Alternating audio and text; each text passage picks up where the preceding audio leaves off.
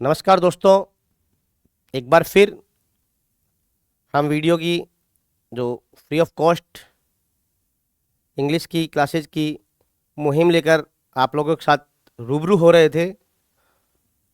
उस कड़ी में हम आज पढ़ने वाले हैं पास्ट कंटिन्यूस टेंस। इससे पहले हमने टेंसेस का जनरल इन्फॉर्मेशन जाना। उसके बाद हमने प्रेजेंट के इंडेफिनिट को पढ़ा, कंटिन्यूस को पढ़ा, प्रेजेंट के परफेक्ट को पढ़ा, प्रेजेंट परफेक्ट कंटिन्यूस को पढ़ा। फिर हमने लास्ट क्लास में पास्ट इंडेफिनिट को कंप्लीट किया और हमने लगभग 30 से 40 क्वेश्चन की प्रैक्टिस भी की। इस प्रैक्टिस के दौरान हमने काफ़ी सारे एग्जाम्पल्स के साथ डील की। उन एग्ज़ाम के डील के दौरान हमें कैसे उसमें वर्ब्स को, अप्रोप्रिएट वर्ब को फिल इन द ब्लैंक्स में गिवन ऑप्शंस के माध्यम से फिल करना था, वो जाना। दोस्तों, हमारा प्लेटफॉर्म गुरुजी 4.0 आप लोगों के लिए free of cost video course provide कर रहा है। तो मैं आप सबसे यही गुजारिश करता हूं कि आप अपने दोस्तों को, अपने सहपाठियों को इसके बारे में बताएं। ज़्यादा से ज़्यादा लोग हमारे जो वीडियो आपको फ्री ऑफ कॉस्ट अवेलेबल कराए जा रहे हैं, उनको सब्सक्राइब करवाएं। इस कड़ी में मैं आज आपसे डील कर रहा हूँ प्रेजेंट कंटिन्यूस टेंस। आओ बच्चों, आज हम सीखते हैं पास्ट कंटिन्यूस टेंस।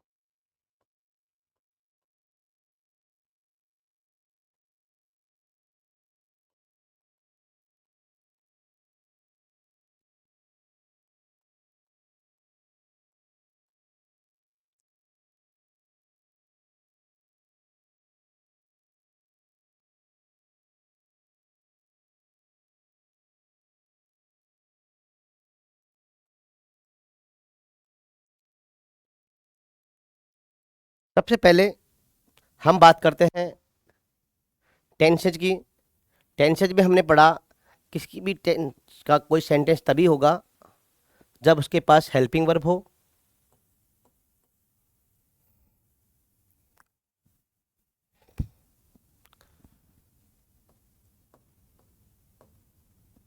और मेन वर्ब हो।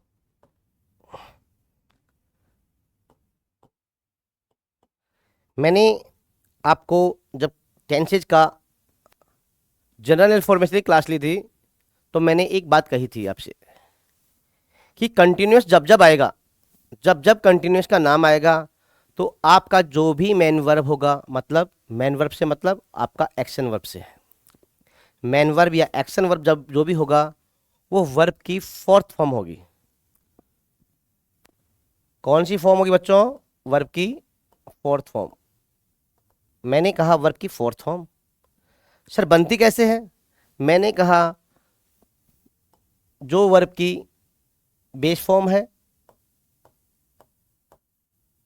उसमें मैं जब भी आईएनजी को ऐड करूंगा तो मुझे मिलेगी वर्ब की fourth form.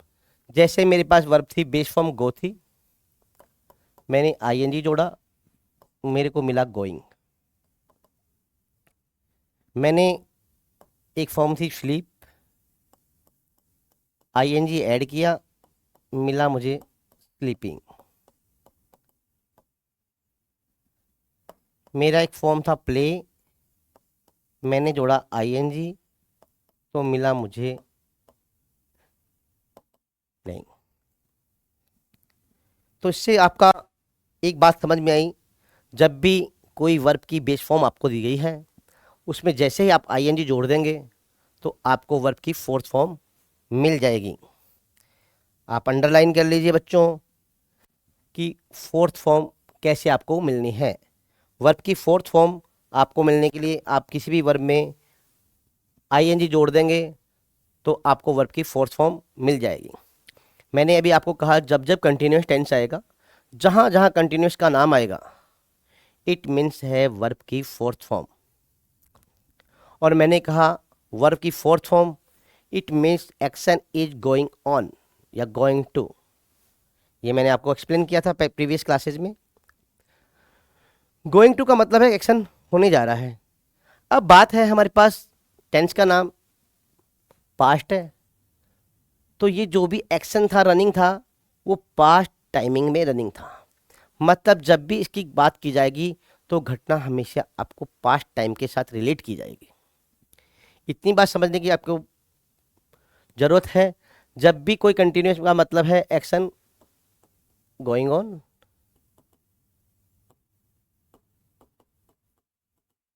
Going on action है, परंतु वो गोइंग ऑन एक्शन आपका कब का है?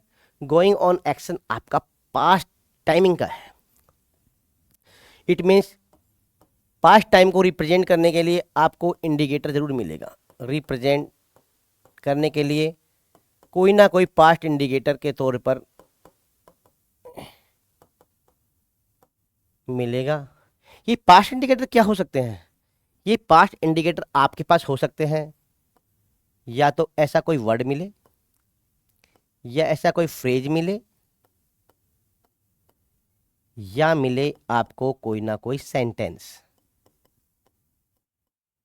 आपको जो भी एक्शन पास्ट टाइम का गोइंग ऑन है उसको पहचानने के लिए आपको आपका एग्जामिनर या पेपर आपको कोई ना कोई वर्ड्स देगा। वर्ड नहीं देगा तो फ्रेज देगा, फ्रेज नहीं तो सेंटेंस देगा। तो हमें जब भी कोई एक्शन गोइंग ऑन है, पास्ट टाइम में गोइंग ऑन है, पास्ट टाइम को रिप्रेजेंट करने वाला कोई वर्ड से हमने उसको आइडेंटिफाई कर लिया कि ये टाइम पास्ट का है, उस स्थिति में मैं यूज करूंगा कौन से टेंस को बच्चों? पास्ट कंटिन्यूस को। मैंने कहा पास्ट कंटिन्यूस में आने वाली वर्ब आपकी होगी वर्ब की फोर्थ फॉर्म। ठीक है बच्चों। फिर मैंने कहा जब भी कोई सेंटेंस टेंस का होगा तो उसे नीड है हेल्पिंग वर्ब की। हेल्पिंग वर्ब क्या होती है? हेल्पिंग वर्ब वो वर्ब है जो हेल्प करती है। किसकी हेल्प करेगी? वर्ब की हेल्प करेगी। मतलब वर्ब की हेल्प करने वाली किस कौन से वर्ब की? एक्शन वर्ब की जो हेल्प करती है उसे वर्ब को बोलते हैं हेल्पिंग वर्ब। सर इतना पता हो गया आपको? एक्शन वर्ब से की जो हेल्प करी that is called helping verb. और जब वो हेल्पिंग करती है तो वो हेल्प करके बताती है हमें उस एक्शन का टाइम। उस एक्शन का टाइम को बताने के लिए हेल्पिंग वर्ब यूज की जाती है। या कुछ सेंटेंस का क्या टाइमिंग रहा है, क्या टाइम सिनारियो रहा है, उसको एक्सप्लेन किया जाता है by the help of helping verb. Helping verb का फर्स्ट फंडामेंटल आप ध्यान रखिए, always comes before the main verb. Always comes before the main verb. अब हमारे पास प्रॉपर डेफिनेशन आ गई हेल्पिंग वर्ब की। ऐसी वर्ब जो आए मेन वर्ब से पहले, ऐसी वर्ब जो आती मेन वर्ब से पहले है और बताती है टाइम और हेल्प करती है हेल्पिंग मेन वर्ब का यानी एक्शन वर्ब का, that is called helping verb. इसे दूसरे तौर पे नाम जानते हैं हम ऑक्सिलरी वर्ब। अब हमारे पास मैंने आपको पहले ही क्लास में बताया है कंटिन्यूस, जब जब कंटिन्यूस की बात आएगी कंटिन्यूस पे हेल्पिंग वर्ब के तौर पर राइट है किसका? बी की। तो किसका राइट है? हेल्पिंग वर्ब के तौर पर आपके पास होगा बी।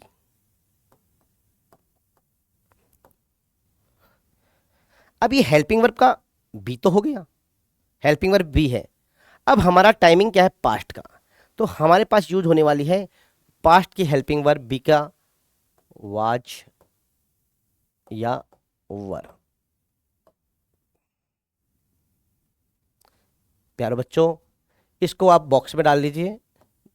जब भी आप रिवीजन करेंगे तो आपको ये आपकी मदद करेगा। अब हमने जो वर्ड लिखा पास्ट कंटिन्यूस टेंस, हम उसका प्रॉपर मीनिंग पर पहुंच गए हैं।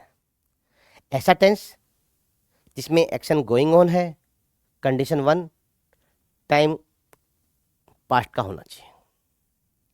मतलब ऐसा एक्शन जो गोइंग ऑन था पास्ट टाइमिंग में जब भी कोई स्पीकर स्टेटमेंट दे रहा है। फिर बात आई सर इसकी स्ट्रक्चर्स में मेन वर्ब और हेल्पिंग वर्ब क्या रहेंगी। हेल्पिंग वर्ब के तौर पे जब जब कंटिन्यूस आएगा तो हेल्पिंग वर्ब मेरी होने वाली है बी, और बी के तौर पर मैं पास्ट का टाइम है तो मैं यूज करूंगा वाज और वर। अब हमारे पास सवाल आ गया वाज कब होगा और वर कब होगा। मेरा सवाल ये है, मैंने कहा था आपको कि helping verb according to subject.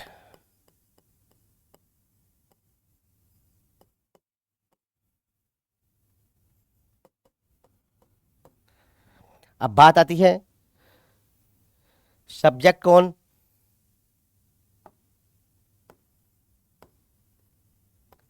Subject बनेगा या तो नाउन या बनेगा बच्चों प्रोनाउन। नाउन के तौर पर या तो सिंगुलर होगा या प्लूरल होगा। प्रोनाउन भी सेम कैटेगरी में काउंट करेंगे।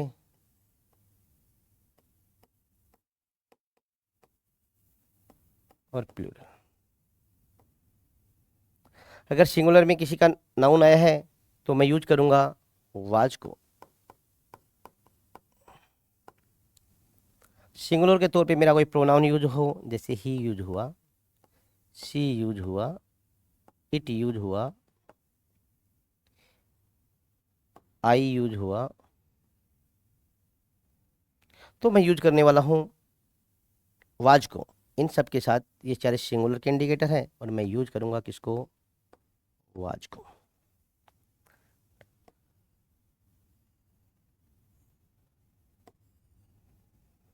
लेकिन मेरा अगर नाउन्स प्लूरल बन गए हैं उस स्थिति में मैं यूज करने वाला हूं वर को।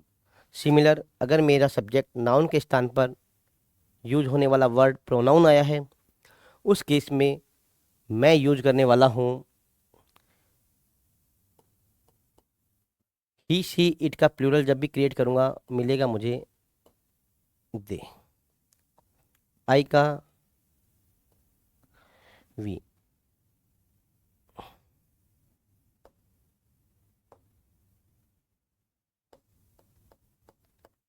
और यू का यू। इन सब के साथ मैं यूज करने वाला हूं वर। तो अब मैं यहां डिफाइन हो गया मेरा वाज कब आएगा, वर कब आएगा, सिंगुलर प्लूरल।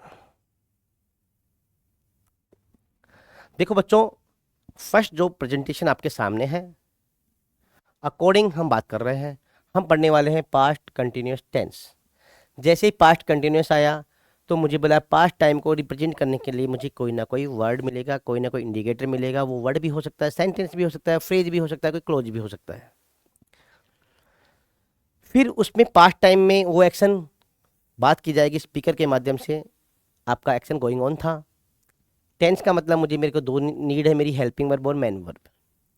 हेल्पिंग वर्ब के तौर पे जब जब कंटिन्यूस बी, मेन वर्ब के तौर पे वर्ब की fourth form.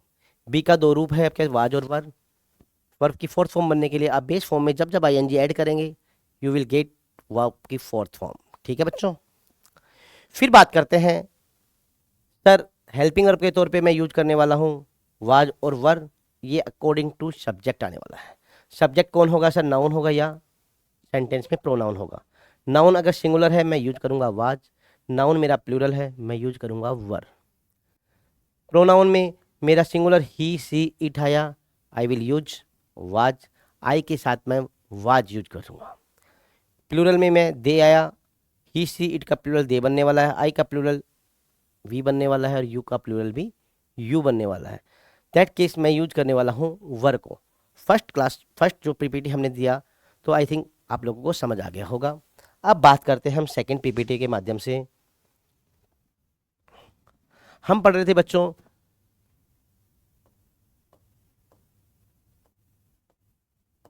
Past continuous tense.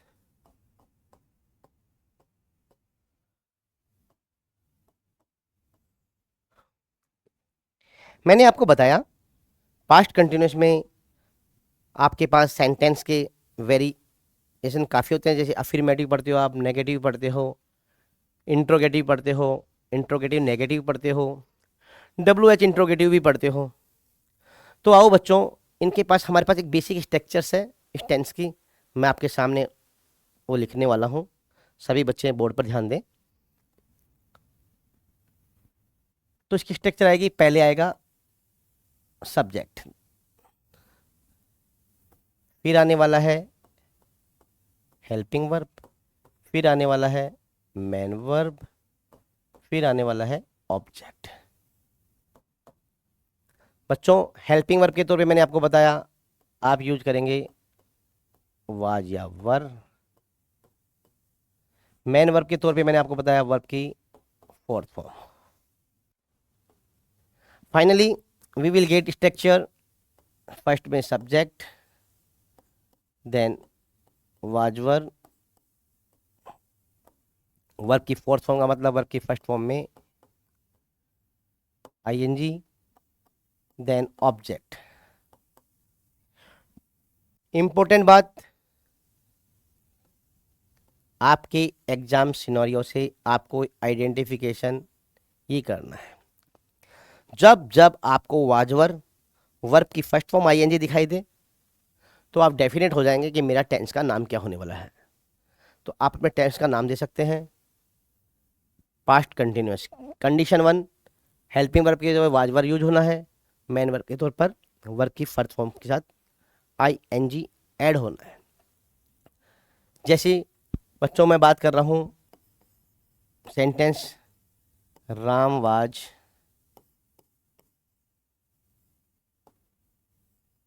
Playing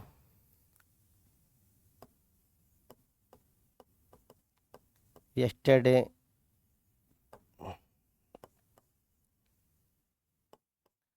at this time।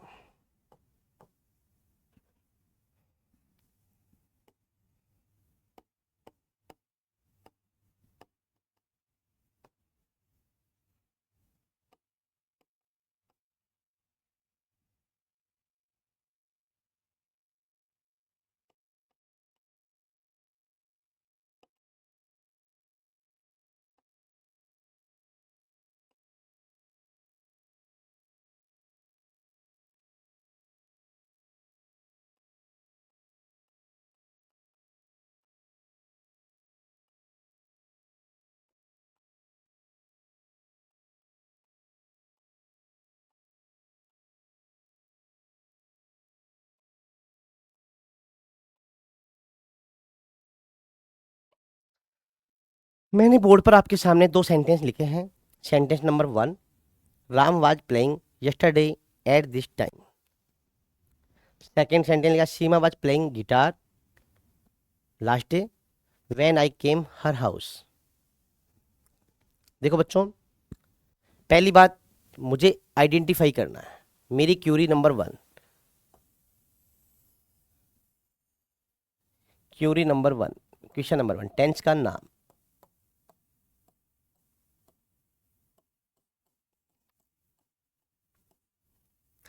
तो जब जब मुझे टेंस का नाम ढूंढना है तो मैं ढूंढने वाला हूं हेल्पिंग वर्ब को।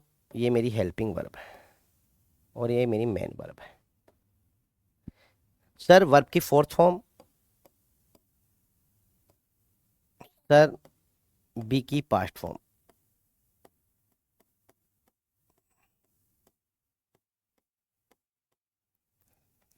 बी की पास्ट फॉर्म, वर्ब की fourth form, that is called past continuous।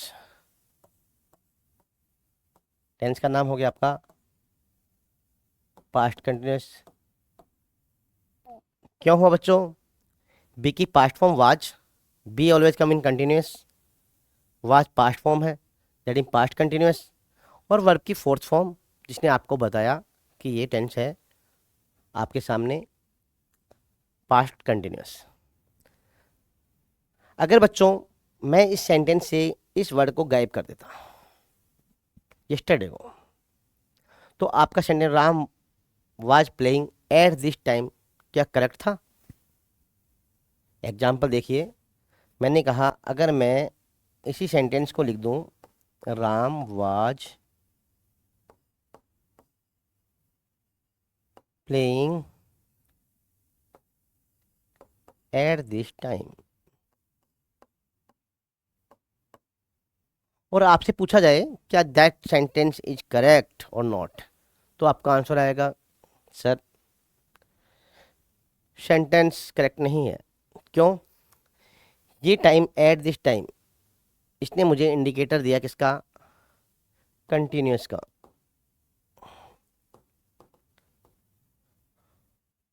और इसमें भी जब एक वर्ड मिला मुझे दिस, इसने दिस ने इंडिकेटर दिया नियर कंटिन्यूस का। ठीक है बच्चों, तो नियर कंटिन्यूस है तो आप कहेंगे सर यहाँ यूज करना आपका वाज गलत है, सेंटेंस हो गया गलत। मुझे करेक्ट करना है, मुझे जो नियर कंटिन्यूस को प्रेजेंट करने वाला वर्ड आएगा प्रेजेंट कंटिन्यूस, मैंने कर दिया इसकी जगह इज। सेम मैंने राम रखा, प्लेइंग की जगह प्लेइंग रखा बच्चों, और एट दिस टाइम की जगह एट दिस टाइम। तो that sentence is correct, that sentence is wrong. अब ऊपर वाले सेंटेंस में आते हैं अगेन। सर ये भी आपका टाइम इंडिकेटर है और ये भी टाइम इंडिकेटर है, तो आप जाएंगे, ये आपका पास्ट टाइम का पास्ट टाइम है, और पास्ट टाइम में भी स्पेसिफिक पास्ट टाइम है, और आपका एट दिस टाइम रिप्रेजेंटेशन करता है continuous. So we can say कि that sentence is correct because yesterday is there. Yesterday जैसे ही मुझे वर्ड मिला मैं कॉन्फिडेंट हो गया कि ये टाइम मेरा पास्ट का है, और पास्ट में एट दिस टाइम जो एक्शन होता है, रनिंग एक्शन होता है, दैट इज कॉल्ड कंटिन्यूअस।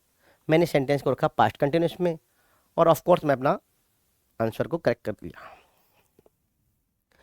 अब आते हैं बच्चों नीचे वाले सेंटेंस नंबर 2 पर, जैसे सेंटेंस नंबर 1 और that is sentence number 2। Seema was playing guitar, Seema guitar बजा रही थी। कब बजा रही थी? लास्ट डे, बीते हुए कल को। When I came her house. देखो बच्चों, अगर मुझे इस सेंटेंस को यहां तक देता तो मैं ऑफकोर्स सेंटेंस में को गलत हो जाता है, लेकिन जैसे ही मुझे सेंटेंस में when I come came her house ने मुझे इस सेंटेंस को बताया, तो मैं गया पास्ट कंटिन्यूस की ओर मूव कर गया, क्योंकि ये टाइम में एक्शन, इधर भी कोई एक्शन होना है और इधर भी एक एक्शन होना है, ये भी एक एक्शन है।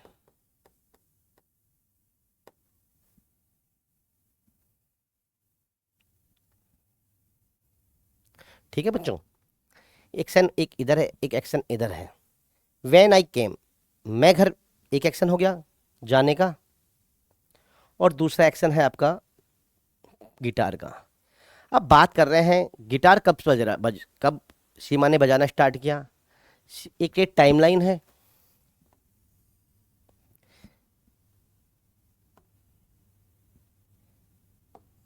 यहाँ सीमा है, सीमा ने गिटार बजाना स्टार्ट करती है और वो गिटार बजा रही थी।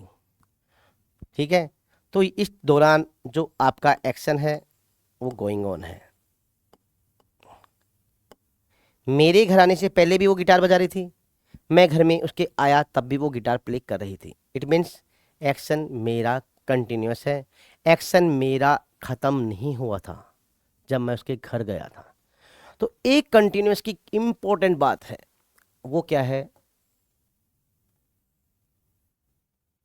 कंटिन्यूस की एक इम्पोर्टेंट बात है कि इसमें एक्शन इनकम्प्लीटेड होता है, एक्शन इनकम्प्लीटेड होता है।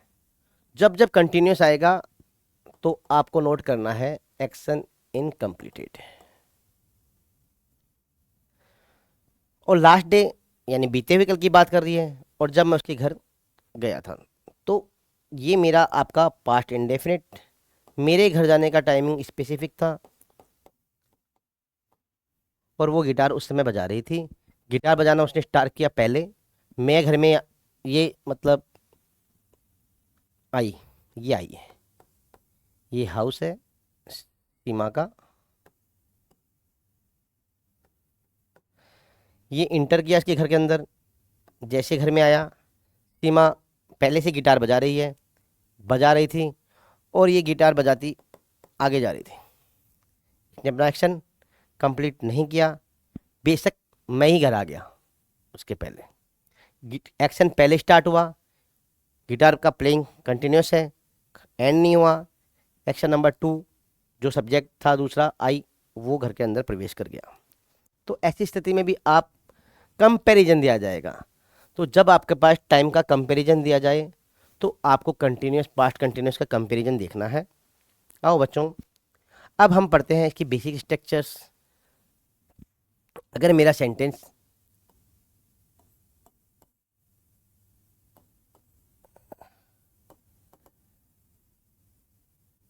पास्ट कंटिन्यूस टेंस, तो इतनी बात समझ में आएगा, एक्शन स्टार्ट होगा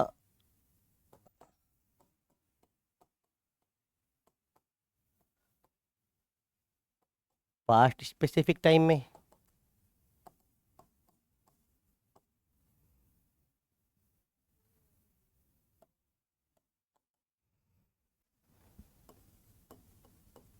परंतु action incomplete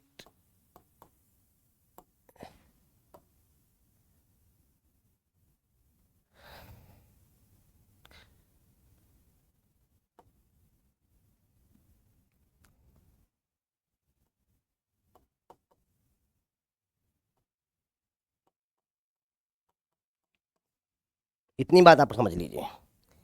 past specific time में सेंटेंस स्टार्ट किया जाएगा और action starting past specific time को शो करेगा। कहीं ना कहीं आपको पास्ट टाइम का इंडिकेटर वर्ड मिलेगा। वर्ड के तौर पर आपको मिल सकता है, सेंटेंस के तौर पर रिप्रेजेंट मिल सकता है पास्ट टाइम का, फ्रेज के रूप में भी मिल सकता है। देखो बच्चों, अब हम पढ़ते हैं हमारे पास स्ट्रक्चर्स। अगर मेरा सेंटेंस की वेरिएट सेंटेंस का अफर्मेटिव है तो मेरा स्ट्रक्चर होगा, सबसे पहले मैं यूज करने वाला हूँ सब्जेक्ट को, देन मैं यूज करने वाला हूँ वाज और वर्ब को, देन मैं यूज करने वाला हूँ वर्ब की फोर्थ फॉर्म, यानी वर्ब की फोर्थ फॉर्म के साथ आईएनजी, देन मेरा ऑब्जेक्ट। सेम वे अगर मेरा सेंटेंस आ गया नेगेटिव तो मैं इस स्ट्रक्चर में चेंज करूँगा, सिर्फ नॉट अप्लाई करूँगा, और मैंने कहा not will come always man verb before, तो मेरे नोट का प्लेस ये रहा, प्लस वर्ब की फर्स्ट फॉर्म आईएनजी। देखो बच्चों, ध्यान रखना, नोट की प्लेस हमेशा यही रहेगी। फिर मैं यूज करूंगा मेरा ऑब्जेक्ट। सिमिलर स्ट्रक्चर आती है मेरी इंट्रोगेटिव के लिए, तो मैं यूज करने वाला हूं सबसे पहले हेल्पिंग वर्ब के तौर पर वाज वर्ब, फिर यूज करने वाला हूं सब्जेक्ट को, सब्जेक्ट के बाद प्लेस है वर्ब की फर्स्ट फॉर्म आईएनजी के लिए, देन मेरा ऑब्जेक्ट, और लास्ट मेरा साइन ऑफ इंट्रोगेशन। सिमिलरली मेरे को अगली स्ट्रक्चर मिल जाएगा इंट्रोगेटिव नेगेटिव की,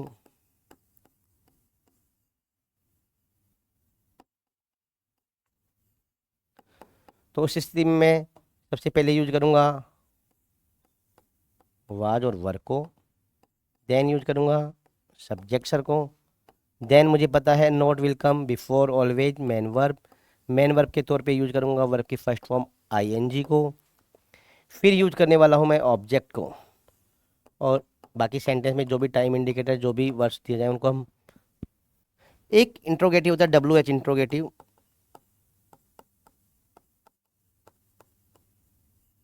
तो उसमें डब्ल्यू एच इंट्रोगेटिव में सबसे पहले यूज करूँगा डब्ल्यू एच वर्ड को,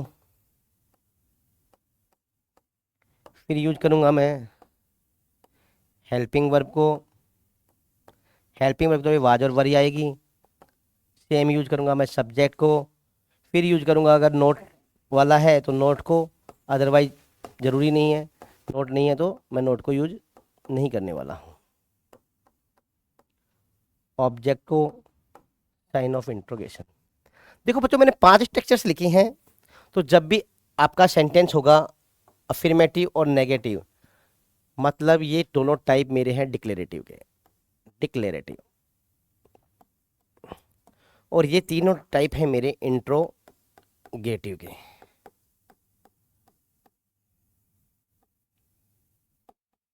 ठीक है, declarative type 1 affirmative, second one negative, interrogative में इंट्रोगेटिव और इंट्रोगेटिव नेगेटिव, ये एक स्ट्रक्चर में आते हैं। इन्हें बोला जाता है क्लोज एंडेड,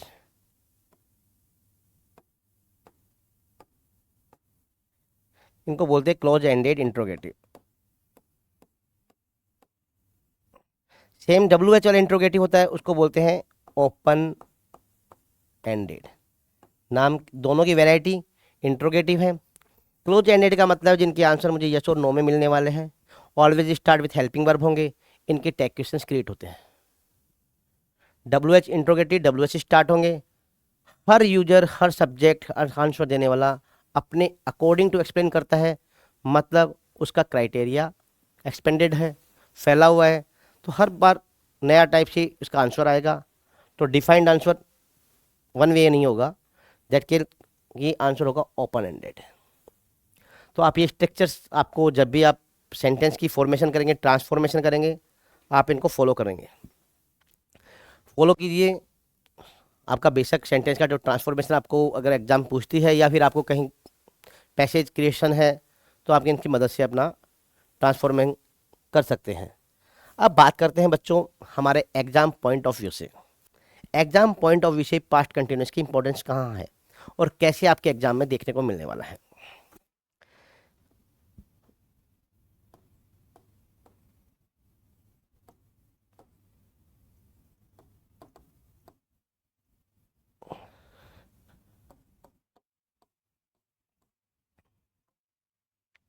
अब पढ़ने वाले हैं हम एग्जाम ओरिएंटेड। देखो बच्चों, पहली बात कि मुझे पास्ट कंटिन्यूस में एग्जाम जब भी पूछेगी तो आपसे दो वे से पूछ सकती है। पहला एमसीक्यू टाइप से, और दूसरा करेक्ट पार्ट, इनकरेक्ट पार्ट को, सॉरी, आपसे पूछेगा गिवन सेंटेंस में कौन सा पार्ट इनकरेक्ट है।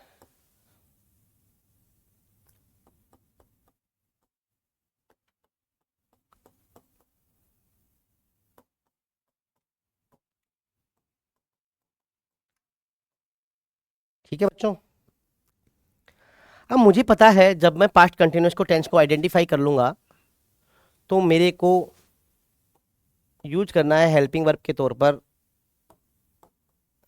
और दूसरा है मेरा topic main verb. Helping verb के तौर पर मैं यूज करने वाला हूँ वाज वर्ब को, और मेन वर्ब के तौर पे यूज करने वाला हूँ मैं वर्ब की फर्स्ट फॉर्म के साथ आईएनजी को। ठीक है बच्चों, मेरे एग्जाम पॉइंट ऑफ व्यू से मुझे इतनी बात ध्यान रखनी है। पहली बात, हेल्पिंग वर्ब वाज वर्ब आएगी, मेन वर्ब के तौर पर वर्ब की फर्स्ट फॉर्म आईएनजी आएगी। अब पता ये होना चाहिए कि ये किस प्रकार से आएगी, मुझे क्या उस सेंटेंस में आइडेंटिफिकेशन करना है, मुझे कैसे उस सेंटेंस को पहचानना है कि मैं अपना ये पहचान सकूँ ये सेंटेंस पास्ट कंटिन्यूस का है या नहीं। तो बच्चों पहली बात, ऐसे सेंटेंस में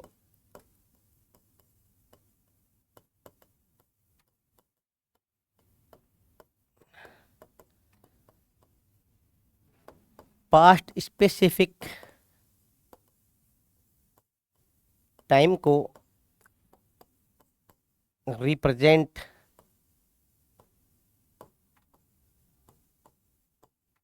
करने वाले शब्द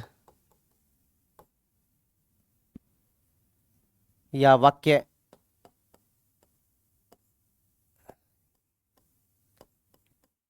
मिलेंगे। ठीक है बच्चों, अभी मैंने आपको लास्ट दो प्रीवियस एग्जांपल दिए थे। Sita was playing guitar last day when I came her house. मुझे पास्ट स्पेसिफिक टाइम के तौर पे लास्ट डे वर्ड मिला। एक सेंटेंस और लिखा था मैंने,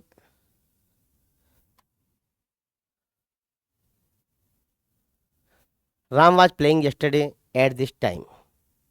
दोनों सेंटेंस में मुझे पास्ट स्पेसिफिक टाइम के लिए कुछ शब्द मिले, लेकिन कंडीशन एक है, अगर पास्ट स्पेसिफिक टाइम रिप्रेजेंट करने वाले शब्द मिलेंगे, साथ ही एक्शन इनकम्प्लीट मिलेगा।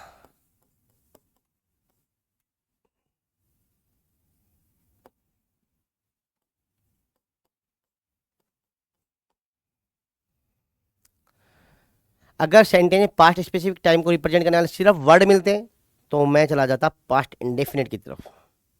लेकिन अगर मुझे पास्ट इंडेफिनिट में कब चुनाव नहीं करना, क्योंकि मेरा एक्शन कंप्लीट नहीं हुआ है। पास्ट स्पेसिफिक टाइम में अगर कोई एक्शन कंप्लीट नहीं हो, इट मीन्स पास्ट कंटिन्यूस। अगर सेंटेंस में पास्ट स्पेसिफिक टाइम दिया है, एक्शन कंप्लीट है या एक्शन टाइमलेस है, तो आप यूज करेंगे पास्ट इंडेफिनेट। तो ये डिफरेंस है पास्ट इंडेफिनिट और पास्ट कंटिन्यूस।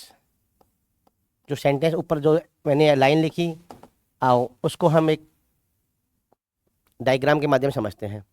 यहाँ पास्ट इंडेफिनिट में भी हमें मिलेगा पास्ट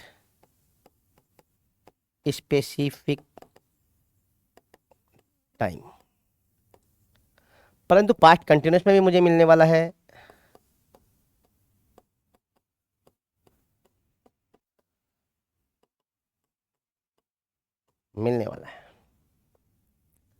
ये मैच चला पास्ट इंडेफिनिट और पास्ट कंटिन्यूस में। सर अगली बात नोट करने वाली ये है कि इसमें जो एक्शन होगा वो टाइमलेस होगा, उस पर टाइम का कोई असर नहीं होगा। जबकि इसमें जो होगा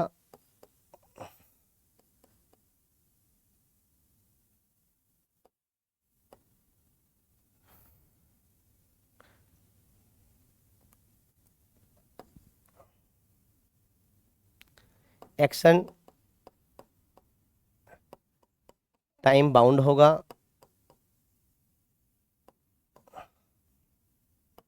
एंड इनकम्प्लीट होगा।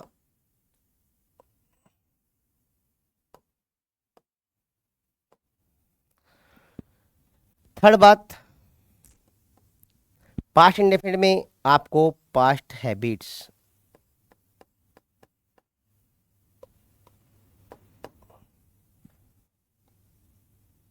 या पास्ट के कोई फैक्ट्स बताए जाएंगे, जबकि इसमें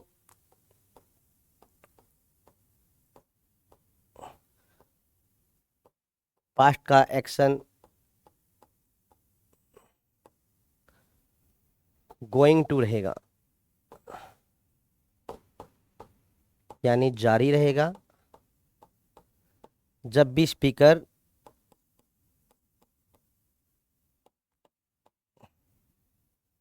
स्टेटमेंट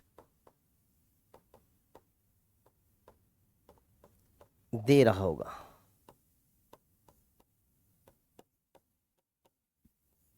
तो प्राय इस केसेज में हमें कौन कौन से वर्ड मिल जाते हैं?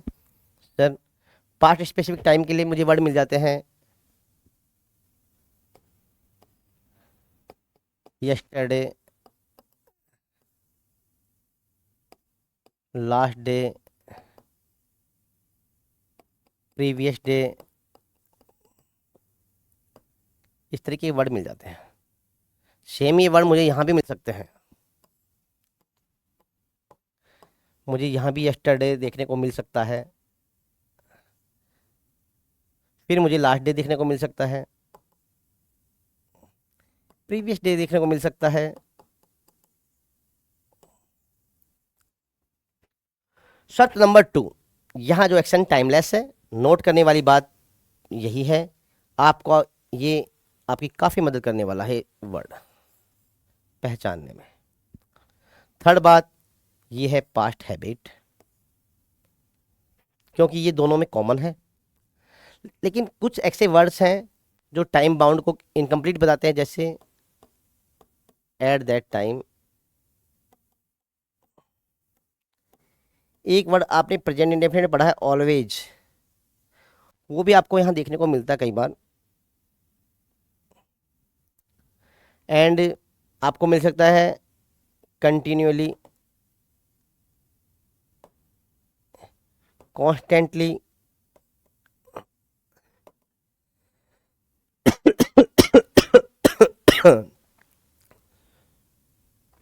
तो ये वर्ड्स आपको पहले रूल के अकॉर्डिंग आपकी काफ़ी मदद करने वाले हैं। ये आपका रूल नंबर 1 है। क्या बताया बच्चों? मैंने बताया पास्ट इंडेफिनिट पास्ट कंटिन्यूस में आप लोग को कैसे डिफरेंस आइडेंटिफाई करना है। दोनों में नाम पास्ट है, मुझे पास्ट स्पेसिफिक टाइम की जरूर चर्चा की जाएगी। जब भी पास्ट स्पेसिफिक टाइम की चर्चा की जाएगी तो आपको पास्ट स्पेसिफिक टाइम को बताने के लिए कुछ वर्ड्स दिखाई देंगे, जिससे आपको मिल सकता है यस्टरडे मिल सकता है, लास्ट डे मिल सकता है, लास्ट ईयर मिल सकता है, इस टाइप के कुछ वर्ड्स आपको दिखाई देंगे। फिर मैंने कहा जब इंडेफिनिट आएगा मैं बात करूँगा हैबिचुअल फैक्ट की, पास्ट टाइम के एक्शंस की, हैबिट्स की बातें करूँगा, लेकिन एक्शन मेरा टाइमलेस होगा। लेकिन कंटिन्यूस में मेरा एक्शन इनकम्प्लीट होगा, गोइंग टू रहेगा पास्ट टाइम में। कब? जब कोई स्पीकर स्टेटमेंट दे रहा होता है। ठीक है बच्चों, ये रूल नंबर 1 है मेरे लिए। आते हैं रूल नंबर 2 के ऊपर।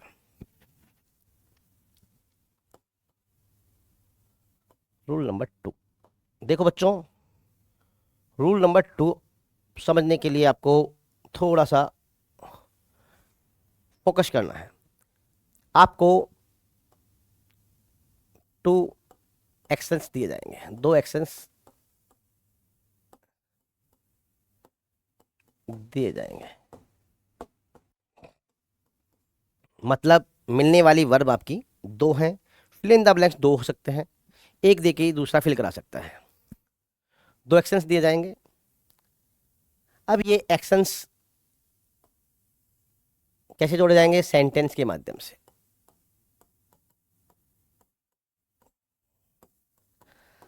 जब 2 सेंटेंस आ गए आपके पास तो आप किसी न किसी कंजक्शन का प्रयोग करेंगे,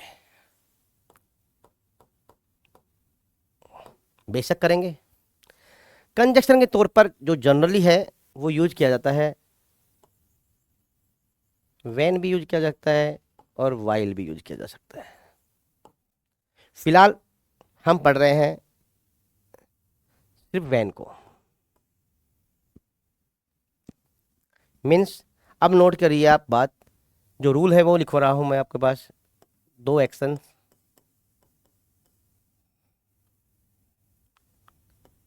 2 एक्शन,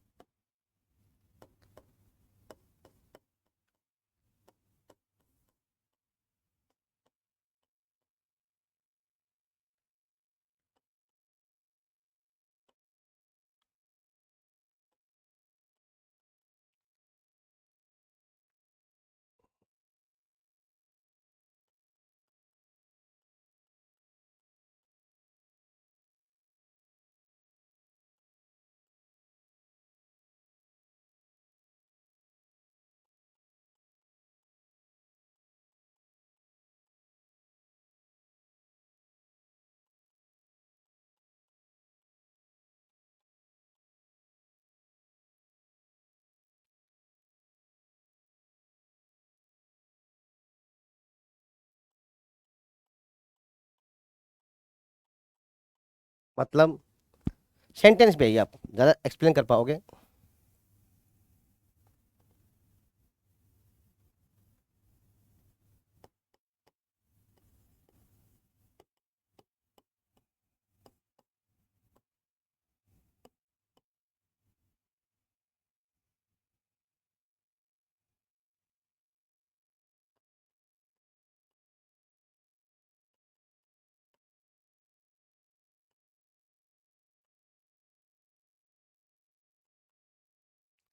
एक ये बात बोली मैंने, when I enter the room I switch on light.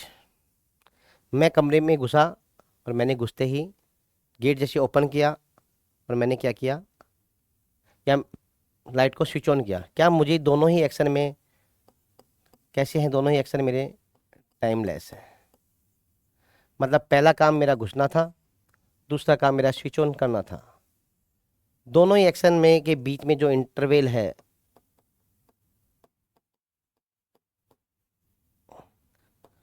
वो टाइमलेस है।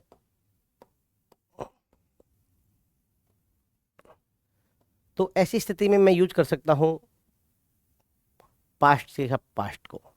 यहाँ भी इंडेफिनिट और यहाँ भी इंडेफिनिट। सिमिलर एक और बात करते हैं हम लोग।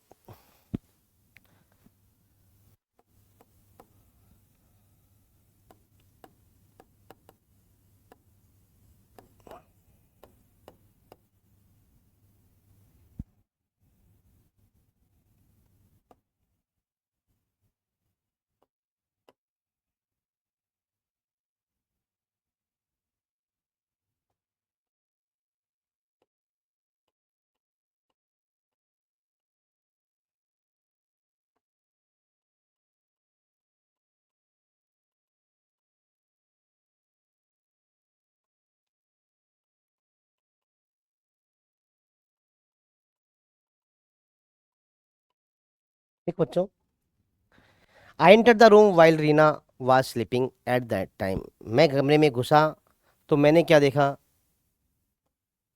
रीना का क्या है, स्लीप है, स्लीपिंग कर रही है। मेरा action number one, action number two. Action number one है ये मेरा, ये एक्शन नंबर टू है। दोनों को जोड़ने वाला वर्ड मेरा कंजक्शन के तौर पे मैंने यूज किया है वाइल को।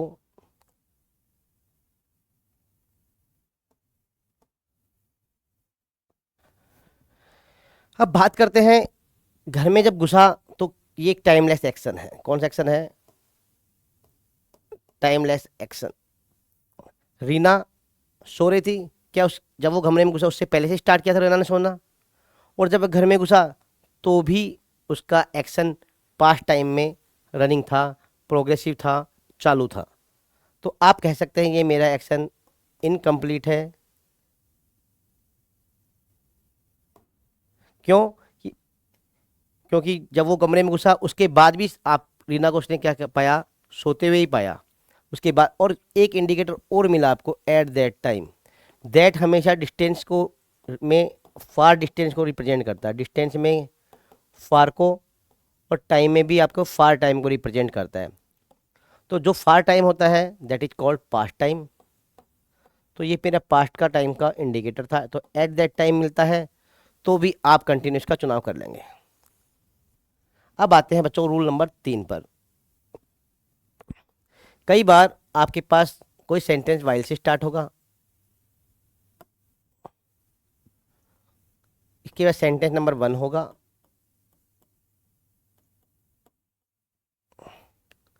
फिर कॉमा दिया जाएगा, फिर सेंटेंस नंबर 2 होगा।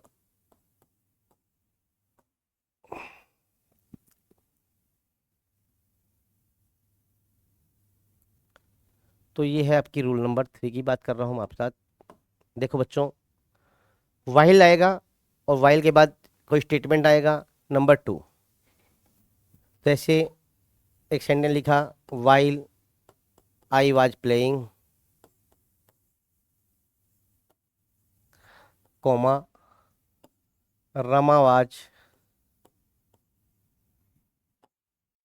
स्टडिंग। देखो, वाइल कनेक्टर है आपका, वाइल ने सेंटेंस स्टार्ट किया है। एक्शन नंबर 1,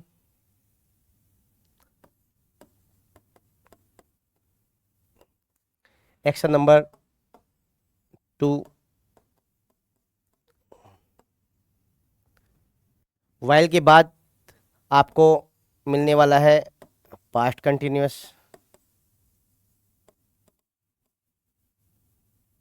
तो ऐसी स्थिति में जब कोई कंजक्शन से वाइल से स्टार्ट सेंटेंस होता है, that is trick for you, तो आपको मिल गया पास्ट कंटिन्यूअस, फिर कोमा, फिर पास्ट कंटिन्यूअस का भी पेयर बनता है। तो ये भी आपका पास्ट कंटिन्यूअस है। अब यहाँ सेंटेंस में आपको एक ही आइडेंटिफाई करनी बात है, वो है कि मेरा एक्शन इनकम्प्लीट है कि नहीं है। तो मैं कहूँगा सर मेरा यहाँ पे एक्शन इनकम्प्लीट है। क्यों? जब मैं खेल रहा था, मैं उसी टाइम पे रमा पहले से पढ़ना स्टार्ट की थी, मेरा खेलना जारी था, उसी टाइम पे रमा का भी पढ़ना जारी था। तो यहाँ भी रमा का एक्शन भी क्या है? इनकम्प्लीट है। एक एग्जाम्पल वो लेते हैं,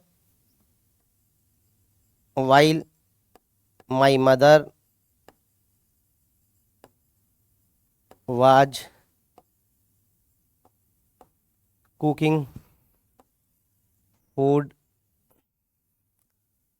I was watching TV. Sentence start हुआ वाइल से, पहली वर्ब दूसरी वर्ब। तो मैंने कहा वाइल से स्टार्ट हो कोमा के बाद हो तो दोनों पोजीशन हमारे पास कंटिन्यूस की भी बन सकती हैं। तो मैंने ट्राई किया, मेरा वाइल के बाद तो डेफिनेट है, सेंटेंस आने वाला है पास्ट कंटिन्यूस का, क्योंकि वाइल जब जब आएगा वो आपका एक्शन जो लेके आएगा वो प्रोग्रेस एक्शन आएगा। पास्ट टाइम में स्टार्ट होगा और वो एक्शन पास्ट टाइम में रनिंग मोड में होगा जब दूसरा स्टेटमेंट दिया जा रहा होगा। सिंगली आपको सिंगल स्टेटमेंट वाइल के साथ नहीं मिलने वाला है।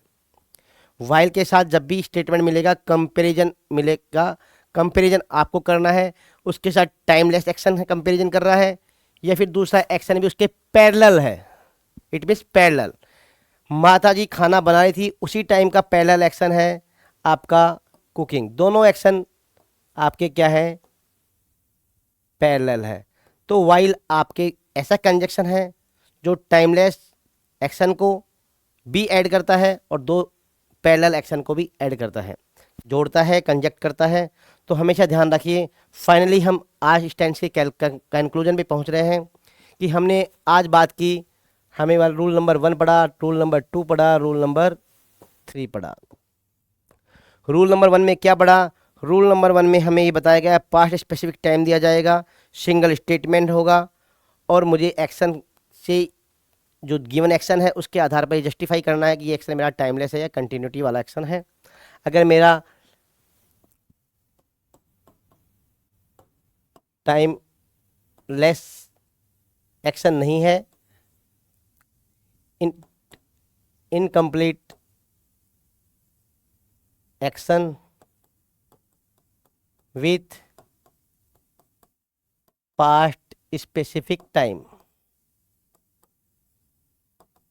आपको जैसे ही पास्ट स्पेसिफिक टाइम की बात करूं तो मुझे पास्ट स्पेसिफिक टाइम के इंडिकेटर्स आपको मिलेंगे।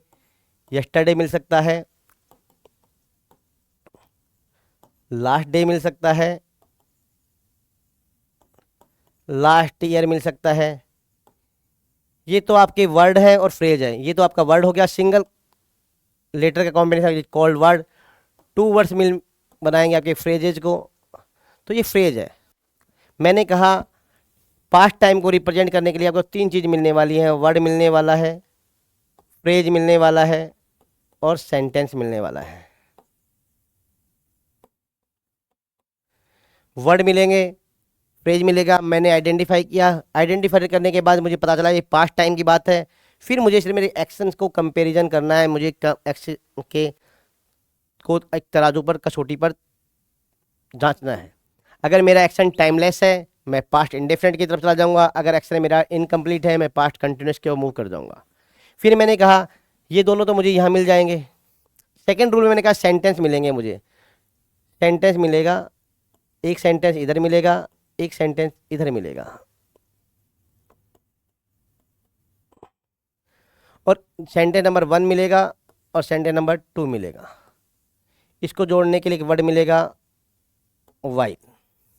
तो ध्यान रखिए बच्चों, वाइल के बाद आने वाला क्लोज आपका मिलने वाला है पास्ट कंटिन्यूअस को, और वाइल के पहले वाला क्लोज आपको मिल सकता है, कंडीशन 2 बनेंगी आपकी।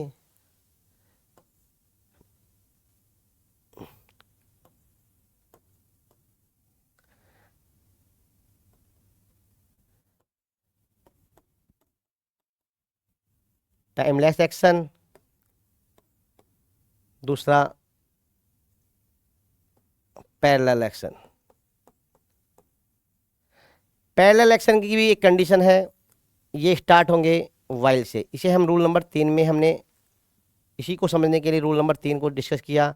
मतलब सेंटेंस स्टार्ट होगा वाइल से, सेंटेंस नंबर 1 आएगा, फिर कोमा दिया जाएगा, सेंटेंस नंबर 2 आएगा, और दोनों ही एक्शन इनकम्प्लीट होंगे। Incomplete action, second action, both actions are parallel.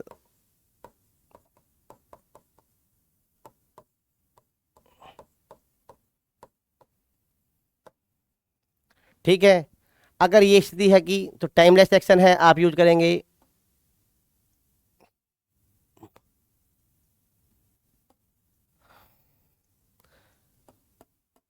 Past indefinite को, और पैरेलल एक्शन है तो आप यूज करेंगे सेंटेंस नंबर 1 में भी पास्ट कंटिन्यूअस। क्योंकि मैंने आपको बताया जब जब वाइल आएगा आपको टाइम आएगा पास्ट कंटिन्यूअस का। दोनों एक्शन पैरेलल है तो अगला सेंटेंस भी मेरा हो गया पास्ट कंटिन्यूअस का। While I was playing my mother was cooking, while I was studying my sister was watching TV. Both actions are parallel. माँ का खाना पकाना और मेरा प्ले करना साथ साथ था, मेरी सिस्टर का सिंगिंग करना और मेरा स्टडी करना, बोथ एक्शंस आर पैरेलल थे। तो उस स्थिति में मैं वाइल के साथ यूज करने वाला हूँ क्लोज नंबर 1 में भी पास्ट कंटिन्यूअस, क्लोज नंबर 2 में भी पास्ट कंटिन्यूअस। फिर मैंने कहा वाइल के साथ सेंटेंस नंबर 1 और सेंटेंस नंबर 2 जोड़ा था। वाइल के बाद तो आप डेफिनेट हो पास्ट कंटिन्यूअस आने वाला है। वाइल के पहले यहाँ वाइल हमेशा आपको मिलेगा सेंटेंस के मिड में, सेंटेंस को मिड में मिलेगा जनरली। तो सेंटेंस नंबर 1 आपका टाइमलेस एक्शन के साथ पास्ट इंडेफिनिट भी हो सकता है और पास्ट कंटिन्यूअस भी हो सकता है। तो ज़्यादा प्रायोरिटी आपकी पास्ट इंडेफिनिट और पास्ट कंटिन्यूअस जब वाइल आपको मिडवे में मिले। वाइल जब आपको स्टार्ट में मिले, बोथ एक्शन पैरेलल मिले, इनकम्प्लीट मिले, तो आप चुनाव करेंगे पास्ट कंटिन्यूअस को दोनों ही क्लॉज में। तो आज की क्लास के कंक्लूजन पे हम पहुंच रहे हैं। आज हमने पढ़ा पास्ट कंटिन्यूअस को। पास्ट कंटिन्यूअस के तौर पे हमने जाना हेल्पिंग वर्ब और मेन वर्ब क्या क्या यूज करने वाले हैं। तो प्यारे बच्चों, आप रिपीट करके आप अपना मुझे बताएंगे कि पास्ट कंटिन्यूअस में होने वाली वह हेल्पिंग वर्ब। तो आप कहेंगे सर जैसे कंटिन्यूअस है हेल्पिंग वर्ब है बी, मैंने कहा टाइम पास्ट का है तो आप यूज करेंगे वाज और वर। वाज किसके साथ यूज करेंगे? सिंगुलर के साथ। वर यूज करेंगे प्लूरल के साथ। सिंगुलर सब्जेक्ट होगा, सब्जेक्ट होगा तो मिलेगा मुझे नाउन, नाउन है तो मैं यूज करूंगा वाज। अगर यही नाउन मुझे प्लूरल बन गया यूज करने वाला हूं मैं वर को। लेकिन नाउन की जगह प्रयोग होने वाले शब्द सब्जेक्ट बन सकते हैं, दैट इज कॉल्ड प्रोनाउन। अगर आई और वी आई है तो मैं यूज करने वाला हूँ वाज। आई का प्लूरल बना वी, मैं यूज करने वाला हूँ वर। यू सिंगुलर भी यूज सेम होता है और यू प्लूरल भी यूज सेम होता है, तो उस केस में मैं यूज करने वाला हूँ यू के साथ वर को। अब बचा मेरे पास थर्ड पर्सन। थर्ड पर्सन के तौर पे मुझे सिंगुलर मिले ही, सी, इट, और जैसे ही मैं इसका प्लूरल बनाऊंगा तो तीनों का प्लूरल बनने वाला है मेरा they. He, she, it, he for masculine, she for feminine, it for neutral genders. तो उस केसेस में ही, सी, इट सिंगुलर है तो मैं यूज करने वाला हूँ वाज को, और जैसे ही इसका प्लूरल दे बनेगा मैं यूज करने वाला हूँ वर को। सर अगली बात है, ये तो मुझे हेल्पिंग वर्ब तो समझ आ गई, बात अब मैन वर्ब की है। मैन वर्ब को मैंने आपको अच्छे से रट्टा दिला दिया है बच्चों। मैन वर्ब जब जब कंटिन्यूस की आएगी वर्ब की फोर्थ फॉर्म आएगी, वर्ब की फोर्थ फॉर्म आएगी। वर्ब की फोर्थ फॉर्म बनती कैसे सर? मिलने वाली वर्ब जो नेचर में है वो बेस फॉर्म है, बेस फॉर्म में जैसे मैं आईएनजी ऐड कर दूंगा आई विल गेट वर्ब की फोर्थ फॉर्म। जैसे मैंने प्ले के साथ ऐड किया आईएनजी मिला प्लेइंग, सिंग के साथ ऐड किया सिंगिंग, डांस के साथ यूज किया डांसिंग, कुक के साथ यूज किया कुकिंग, ईट के साथ यूज किया eating, that is called fourth form. फिर हमने बात की स्ट्रक्चर्स की बात की। मैंने कहा पहले सब्जेक्ट, अगर मेरा सेंटेंस डिक्लेरेटिव है तो सब्जेक्ट से स्टार्ट होगा, फुल स्टॉप पे खत्म होगा। डिक्लेरेटिव मैंने आपको दो प्रकार के बताए, अफर्मेटिव और नेगेटिव। अफर्मेटिव और नेगेटिव में डिफरेंस क्या है? नेगेटिव में नोट आएगा, नोट हमेशा मेन वर्ब के पहले आएगा। वर्ब मेन वर्ब कौन सी है? वर्ब की फोर्थ फॉर्म। तो मेरी स्ट्रक्चर बनने वाली है अफर्मेटिव की, पहले सब्जेक्ट, फिर मेरा हेल्पिंग वर्ब तो वाज और वर्ब, फिर वर्ब की फर्स्ट फॉर्म आईएनजी, देन मैं ऑब्जेक्ट को यूज करने वाला हूँ। फिर आता हूँ मैं नेगेटिव की ओर। नेगेटिव ओर मैंने पढ़ा क्या सर? सब्जेक्ट पहले वाज वर्ब में से एक को चुनाव करूंगा अकॉर्डिंग टू सब्जेक्ट, देन मैं यूज करूंगा नोट, क्योंकि नोट हमेशा आएगा मेन वर्ब के पहले। फिर वर्ब की फोर्थ फॉर्म मतलब वर्ब की फर्स्ट फॉर्म के आईएनजी, देन ऑब्जेक्ट, लास्ट में सेंटेंस डिक्लेरेटिव, डिक्लेरेटिव का टाइप 2 नेगेटिव, मैं यूज करूंगा फुल स्टॉप। फिर मैं गया इंट्रोगेटिव की तरफ। इंट्रोगेटिव हमने पढ़े दो प्रकार के, कौन से बच्चों? Interrogative number 1 that is called close ended questions. Sir इसको क्लोज एंडेड क्यों बोलते? क्योंकि इनका आंसर लिमिटेड है, शॉर्ट एंड स्वीट आंसर है, वन वर्ड में इसका आंसर दिया जा सकता है, तो वो बनेंगे close ended. Sir close ended sentence हमेशा स्टार्ट होंगे हेल्पिंग वर्ब से, या हेल्पिंग वर्ब मैंने आपको क्या बताया बच्चों? वाज और वर। तो सेंटेंस स्ट्रक्चर होगी वाज वर में से एक को चुना, किसके आधार पर? सब्जेक्ट के आधार पे, सब्जेक्ट उसके बाद आएगा। फिर आएगा मेरे वर्ब की फोर्थ फॉर्म आईएनजी वाली, वर्ब की फर्स्ट फॉर्म में आईएनजी ऐड कर दी, object, then sign of interrogation finally. फिर मैं चला गया इंट्रोगेटिव नेगेटिव की तरफ। ये भी मेरा क्लोज एंडेड है, क्लोज एंडेड में भी नेगेटिव है।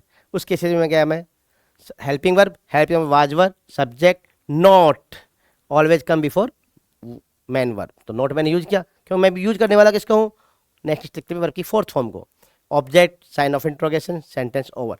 सिमिलर अगर आ जाए मेरा सेंटेंस इंट्रोगेटिव में type 2 that is called WH interrogative, उसी को बोलते हैं open ended questions. Open ended क्यों बोला? सर इसके आंसर हर स्पीकर अपने अकॉर्डिंग अपने हिसाब से देता है।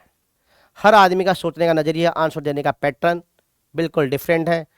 छोटा बड़ा किसी भी प्रकार से आंसर को समराइज कर सकता है, एब्रीवेट कर सकता है, तो हर प्रकार से आंसर दे सकता है। तो इसको बोला गया ओपन एंडेड, सबके लिए ओपन खुला है, जो चाहे जैसा आंसर दे सटीकता के साथ, दैट कंफर्टेबल फॉर अस। तो ऐसे सेंटेंस में पहले WH वर्ड आ जाएंगे, सेम स्ट्रक्चर जो हमने यूज की क्लोज एंडेड की वो को यूज करेंगे। WH word plus helping verb plus subject, then main verb, then object. WH word के तौर पर WH वर्ड यूज करूंगा, सब्जेक्ट को हेल्पिंग वर्ब के तौर पे मैं वाज वर्ब को यूज करूंगा, फिर सब्जेक्ट यूज करूंगा, देन वर्ब की फर्स्ट फॉर्म आईएनजी, देन मेरा ऑब्जेक्ट, और लास्ट में मैं साइन ऑफ इंट्रोगेशन के साथ मैं स्ट्रक्चर्स पूरी कर दूंगा। आओ एक एक सेंटेंस में जानता हूँ। मैंने बोला राम वाज प्लेइंग फुटबॉल, अगला बोला नेगेटिव इसका, Ram was not playing yesterday. फिर मैंने थर्ड बोला वाज राम प्लेइंग। फिर मैंने फोर्थ टाइप का बोला जो आपका क्लोज एंडेड में negative, was Ram not playing at that time. WH में से एक बार यूज करना हो तो मैं WH वर्ड को पहले इंप्लीमेंट कर दूंगा और सेम स्ट्रक्चर को फॉलो कर दूंगा। इस प्रकार से मैं सेंटेंस की ट्रांसफॉर्मिंग करूंगा इंग्लिश टू हिंदी, तो मैं अपना ये काम मैं कर लूँगा। पर मेरे एग्जाम सिनारियो में ये नहीं पूछने वाला है। मेरे वीडियो एग्जाम में या जो भी मेरी कॉम्पिटेटिव फील्ड में जो भी एग्जाम्स हैं, तो मेरे पास दो ऑप्शन दो तरीके से क्वेश्चन पूछ सकने वाला एग्जामिनर, या तो MCQ टाइप या फिर मेरे करेक्ट ऑफ वर्ब्स। सेंटेंस में A part, B part, C part किस में गलती है, या तो ये पूछेगा, ये मुझे 4 वर्ब की फॉर्म दे देगा, उसमें से मेरा अप्रोप्रिएट आंसर को पूछ लेगा। अब बच्चों मैंने आपको यहाँ अप्रोप्रिएट वर्ब मैंने आपको बताया, यहाँ मुझे सिर्फ वर्ब के पे ध्यान रखना है। मेरे है जब मैं पास्ट कंटिन्यूस की बात करूँगा तो मैं यूज करने वाला हूँ वाज वर्ब और वर्ब की फर्स्ट फॉर्म आएगी। मेरे दिमाग में इतना होना चाहिए हमेशा। अब आते हैं बात पे, मेन मुद्दे पे आते हैं एग्जाम पॉइंट ऑफ व्यू से। एग्जाम पॉइंट ऑफ व्यू से मैंने बात की आपका पास्ट टेंस, दोनों ही पास्ट इंडेफिनिट के साथ डिस्कस किया आपको। मैंने कहा अगर टाइम मेरा पास्ट स्पेसिफिक है, एक्शन मेरा नॉट एंडेड है, टाइम बियॉन्ड मेरा एक्शन कंप्लीट इनकम्प्लीट है, पास्ट स्पेसिफिक टाइम है, पास्ट हैबिट की बात नहीं करेगा, मैं यूज करने वाला हूं पास्ट कंटिन्यूस का। रूल नंबर 1 मेरा ये था। ठीक है बच्चों, इस रूल पे मेरे को सिंगल क्लोज मिलेगा। सिंगल क्लोज को मुझे अंडरस्टैंड करना है कि मेरा एक्शन टाइमलेस है या मेरा टाइम बियॉन्ड इनकम्प्लीट एक्शन है, जो गिवन टाइम में एक्शन कंप्लीट हुआ या नहीं हुआ। अगर नहीं हुआ तो मैं पास्ट कंटिन्यू, और टाइमलेस एक्शन है तो मैं पास्ट हैबिट की बात करें तो पास्ट इंडेफिनिट का चुनाव करके मैं वर्ब की सेकंड फॉर्म भर दूंगा। और अगर मेरा एक्शन इनकम्प्लीट है तो मैं वाज वर्ब प्लस वर्ब की फर्स्ट फॉर्म आईएनजी के साथ मेरा फिल इन द ब्लैंक्स को आंसर को चूज कर लूंगा। सिर्फ आपको सेंटेंस को कसौटी पे उतारना है। टाइमलेस और इनकम्प्लीट एक्शन दो चीजें आपको ध्यान रखनी, सेंटेंस को बोल के देखना है आपको, बेशक आपका आंसर मिल जाएगा। फिर हमने बात की रूल नंबर 2 में, मैंने कहा ये सेंटेंस आपके वैन से जोड़ सकता है, वाइल से जोड़ सकते हैं। जब मेरा वैन से जुड़ेगा तो वैन के बाद मेरा आपके past indefinite, when past indefinite को वैन जोड़ता है, पास्ट इंडेफिनिट और पास्ट कंटिन्यूस को भी वैन जोड़ता है। एक्शन पे ध्यान देना, दोनों एक्शन टाइमलेस हैं, वैन ने जोड़ा है, आप निडर तौर पे कर दो क्या, past indefinite fill in the blanks 1 में भी और past indefinite fill in the blanks 2 में भी।